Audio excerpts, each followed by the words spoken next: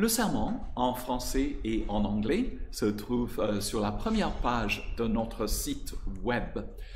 You will be able to find a link to our sermon in both English and in French on the first page of our website. And if you don't mind, I'm going to have to do something because we're trying to figure out the ventilation in the church before everybody comes back. And I feel like I'm standing on the front of the Titanic here. What does he say? Something about the world. That's better. I'm king of the world, is that it?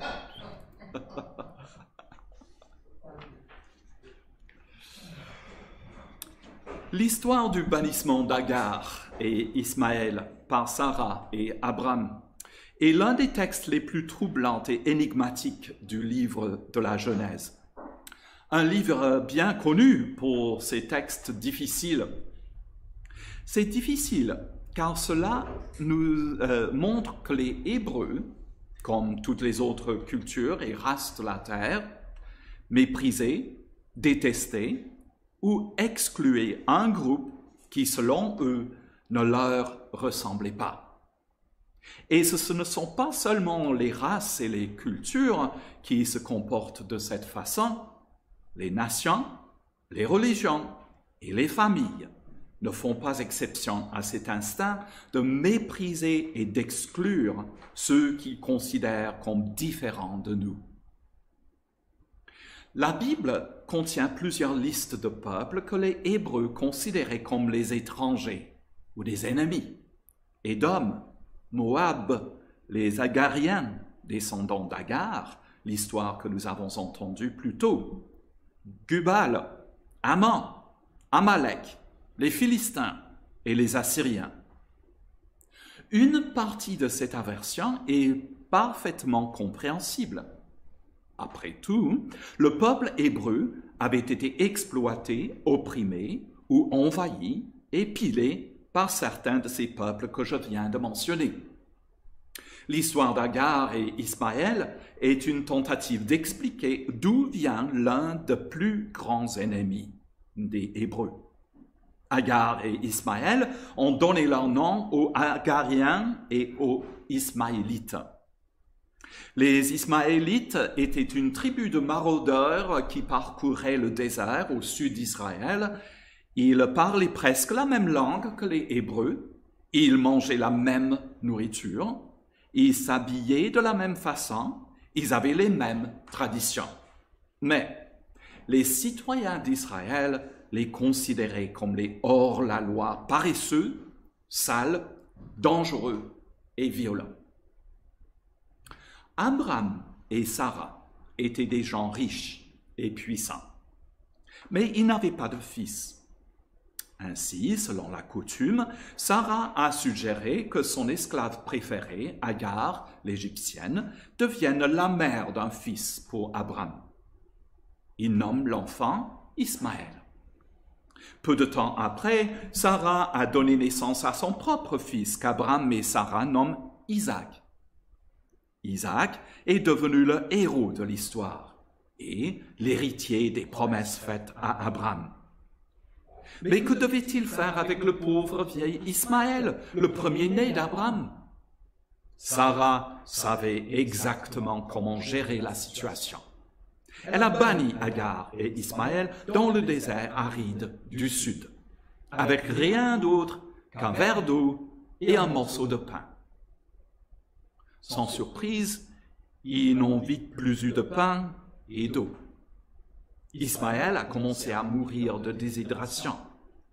Agar l'a placé à l'ombre d'un petit buisson. Elle ne pouvait pas supporter de le voir mourir. Elle s'est donc éloignée et a commencé à pleurer. Mais Dieu a entendu les cris de l'enfant. Un ange est apparu et a dit à Agar de ne pas avoir peur.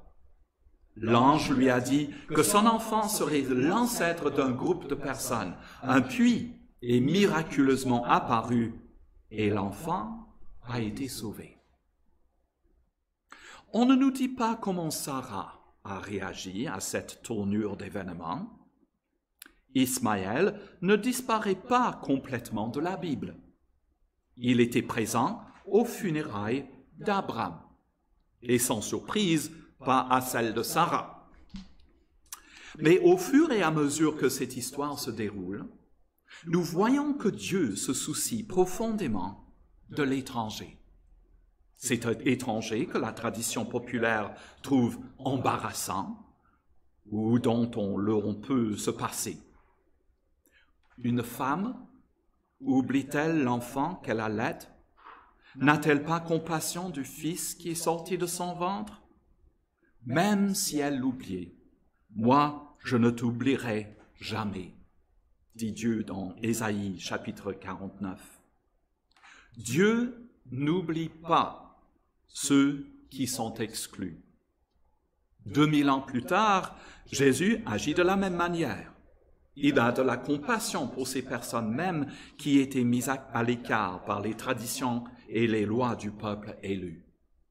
Il touche un lépreux, s'assoit à une table avec des collecteurs d'impôts, parle à une Samaritaine près du puits, guérit durant le sabbat et accueille les enfants dans ses bras.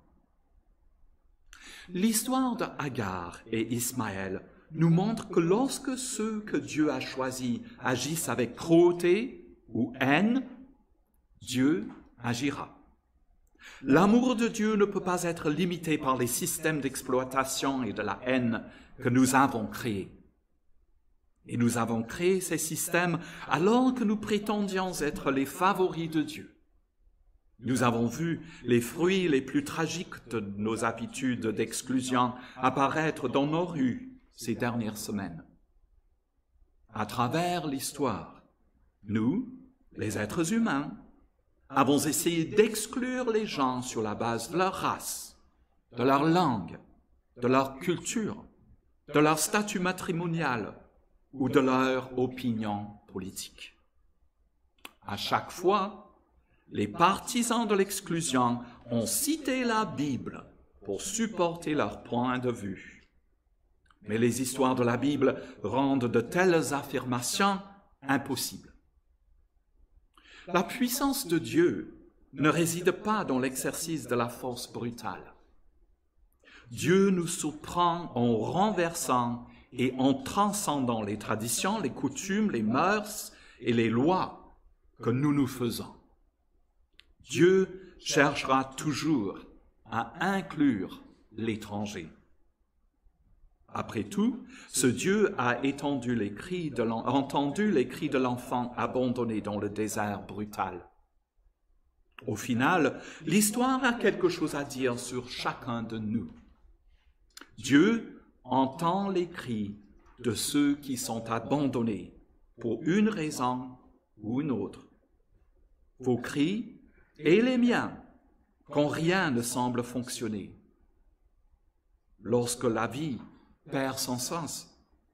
Lorsque nous nous sentons opprimés par notre travail ou notre manque d'emploi, pendant que nous sommes accablés par des responsabilités ou par le sentiment que nous sommes inutiles, quand nous pensons que nous n'avons aucun but et aucune responsabilité, quand nos amis, nos conjoints ou compagnons nous déçoivent.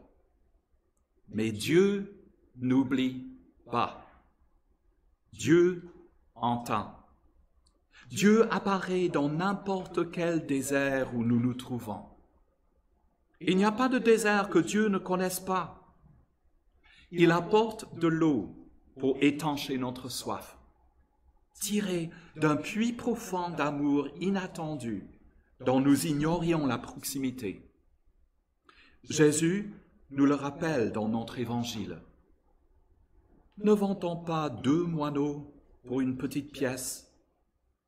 Cependant, pas un ne tombe par terre sans l'accord de votre Père. Même vos cheveux sont tous comptés.